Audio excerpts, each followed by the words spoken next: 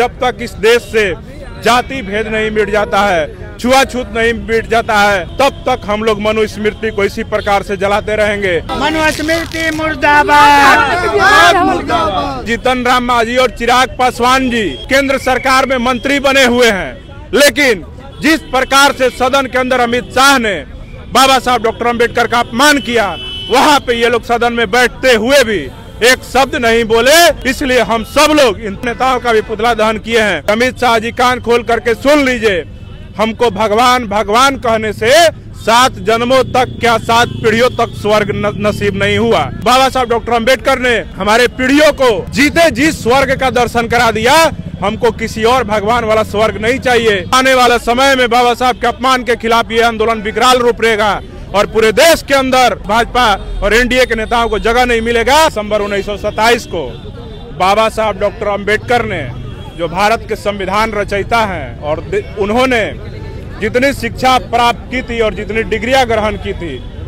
उतना डिग्री इस देश के किसी और नेता ने और किसी और महापुरुष ने नहीं प्राप्त किया था। तो बाबा साहब डॉक्टर अम्बेडकर के सम्मान में जो काम उन्होंने 1927 में किया, वही काम भीम आर्मी के द्वारा 2024 में किया जा रहा है और ये काम हर साल आगे भी जारी रहेगा जब तक इस देश से जाति भेद नहीं मिट जाता है, छुआछूत नहीं मिट जाता है, असमानता नहीं मिट जाता है, तब तक हम लोग मनुस्मृति को इसी प्रकार से जलाते रहेंगे। जब तक महिलाओं का इस देश में चीरहनन होगा, उनका कार होगा और उनको महिला समझ के उनके ऊपर शोषण, जुल्म, अत्याचार, अन्याय होगा, तब तक हम लोग मनुस्मृति को जलाते रहेंगे। और इस देश के जो गृह मंत्री अमित शाह जी ने बयान दिया है, उस मामले पे भी हम कह देना चाहते हैं कि अमित शाह जी कान खोल करके सुन लीजिए, हमको भगवान भगवान कहने से 7 जन्मों तक क्या 7 पीढ़ियों तक स्वर्ग नसीब नहीं हुआ। हमको स्वर्ग अगर नसीब हुआ है तो बाबा साहब डॉक्टर अम्बेडकर ने जब इस देश में संविधान बनाया और उस संविधान के अंतर्गत कई जो उसके आर्टिकल हैं, उसमें अनुसूचित जाति, जनजाति, महिलाओं के लिए, आदिवासियों के लिए, पिछड़ों के लिए और सामान्य वर्गों के लिए भी अगर शिक्षा का, चिकित्सा का, समानता का अधिकार अगर दिया तो बाबा साहब डॉक्टर अम्बेडकर ने दिया। आजादी के पहले तमाम भगवान 33 करोड़ देवी देवता, 33 कोटि देवी देवता थे, लेकिन किसी भगवान ने किसी दलित बेटी की कार पे FIR दर्ज नहीं कराया, उस बलात्कारी को सजा देने का काम नहीं किया। अगर बलात्कारियों को आज फांसी हो रहा है, सजा हो रहा है, उनको जेल जाना पड़ रहा है, नरसंहार करने वालों को, शोषण, अत्याचार, अन्याय करने वालों को सजा हो पा रहा है, तो ये सिर्फ और सिर्फ बाबा साहब डॉक्टर अम्बेडकर के बनाए संविधान की वजह से हो रहा है, न कि किसी भगवान और किसी स्वर्ग के माध्यम से हो रहा है। तो बाबा साहब डॉक्टर अम्बेडकर ने हमारे पीढ़ियों को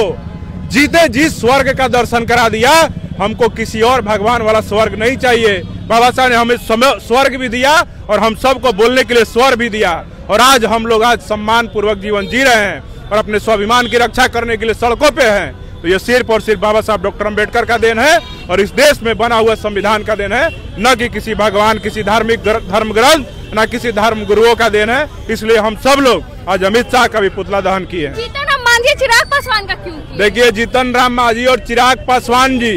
एनडीए में, केंद्र सरकार में मंत्री बने हुए हैं, लेकिन जिस प्रकार से सदन के अंदर अमित शाह ने बाबा साहब डॉक्टर अम्बेडकर का अपमान किया, वहाँ पे ये लोग सदन में बैठते हुए भी एक शब्द नहीं बोले और अपने मुंह में लग रहा है कि लड्डू ले लिए और चुप हो गए और एक शब्द नहीं बोले। इससे सीधे तौर पे साबित होता है